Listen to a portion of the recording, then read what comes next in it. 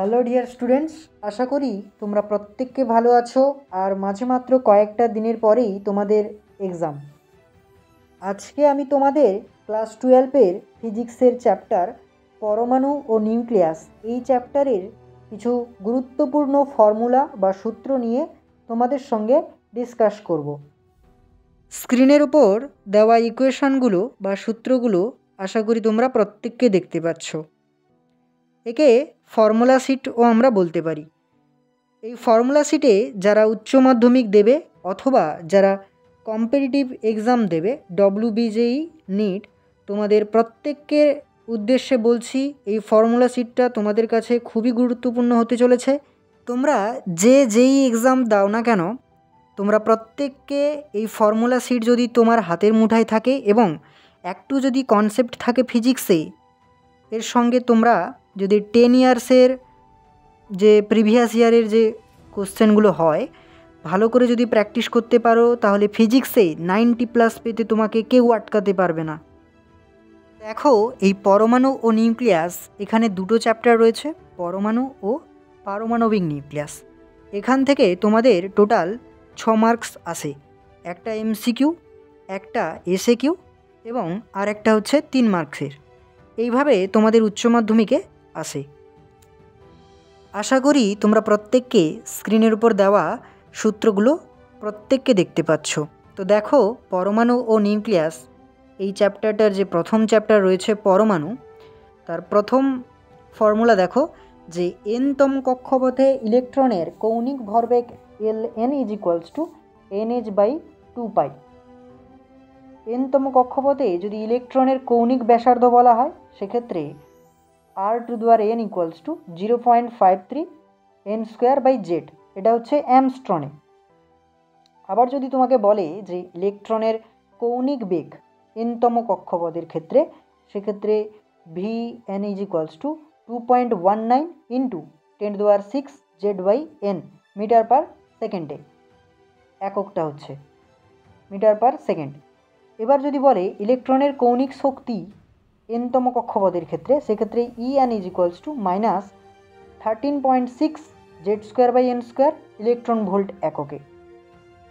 পরবর্তী ফর্মুলা দেখো, হাইড্রোজেনের পরমাণুর ইলেকট্রন একটি উচ্চতর শক্তিস্তর EI থেকে একটি নিম্নতর শক্তিস্তর EF-এ সংক্রমিত হলে EI - EF কত হবে? h ল্যামডা, বা আমরা লিখতে পারি hc/λ। সেখানে এক্স রশ্মির সর্বনিম্ন তরঙ্গ দৈর্ঘ্য ল্যামডা মিনিমাম হচ্ছে hc/eV। এসআইতে ইলেকট্রনের মান কত? 1.6 × 10⁻19 কুলম্ব। আর সির মান হচ্ছে, তোমরা প্রত্যেকে জানো, 3 × 10⁸ মিটার পার সেকেন্ড।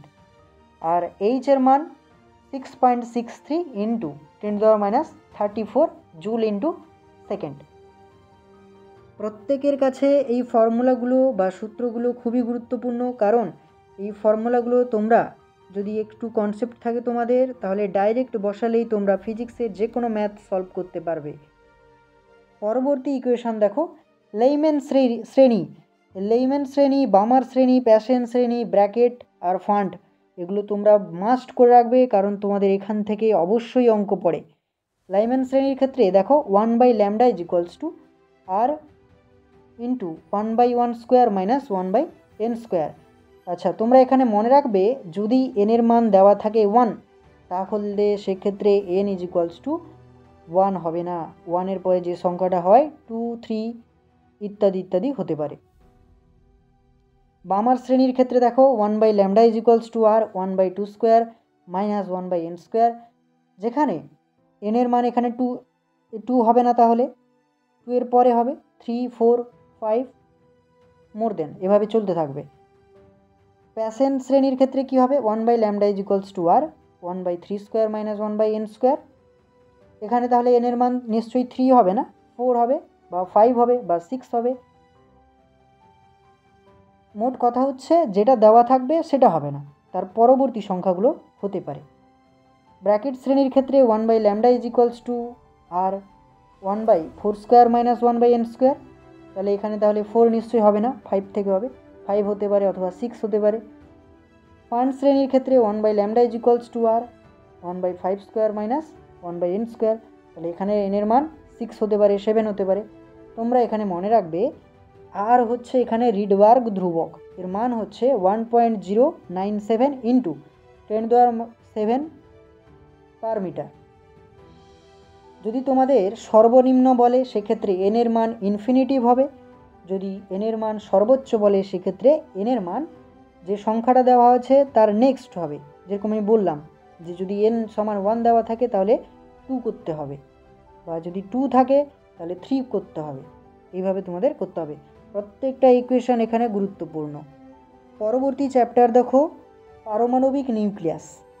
কোনো m ভরের পদার্থ যদি সম্পূর্ণভাবে শক্তিতে রূপান্তরিত হয় তাহলে সেই শক্তির পরিমাণ হয় E = mc²। এটা আমরা প্রত্যেককে জানি।